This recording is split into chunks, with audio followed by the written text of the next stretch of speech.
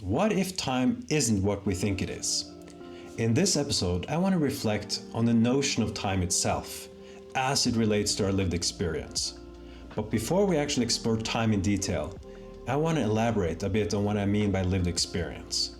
So lived experience is the subjective or conscious aspect of ourselves that allows us to experience anything at all. A thought, the sight of a sunset, the sound of your favorite song, the exquisite taste of chocolate, or feelings of love or fear. Everything that we are and everything that we know is within the confines of our consciousness. It's as if we exist in a different dimension, one that is separate from, yet still linked to our physical bodies. We can see and touch a body, but we cannot see or touch a thought or a feeling. Hence the duality between consciousness and our physical form.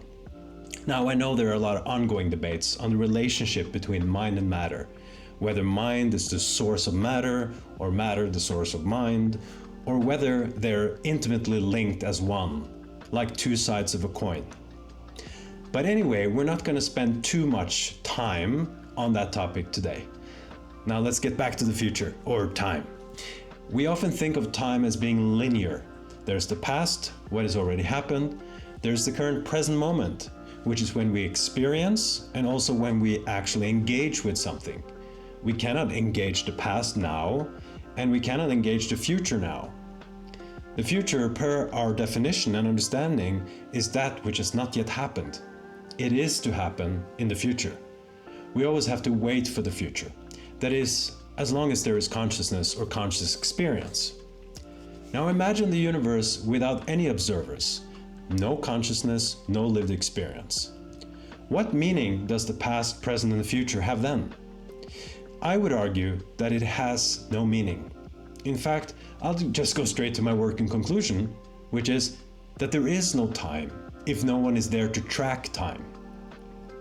That does not mean that the causal universe does not evolve. It does. A happens before B, but the idea of time duration kind of goes out the window without a timekeeper. So here's another observation, probably the most controversial one. The universe has already happened. But as long as there is consciousness, we will experience time and the unfolding of the universe in slices of past, present, and the future. Perhaps considering the quantum mechanical reality of the universe at the most fundamental level, consciousness switches potentiality into actuality. It is this actuality, the collapsing of the wave function into a definite particle, now I'm using some concepts from physics, which is the lived experience, and where time finds its meaning again. So in a universe without consciousness, the notion of time has no meaning.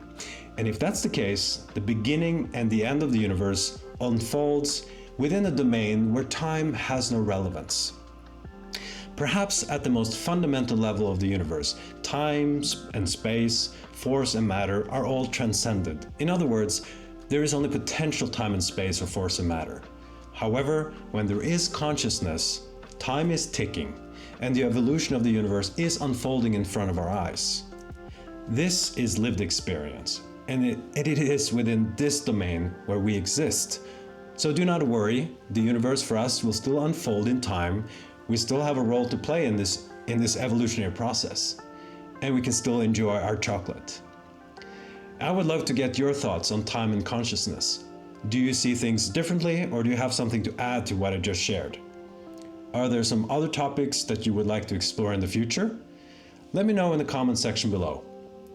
So thank you for watching, and I will see you in the next episode.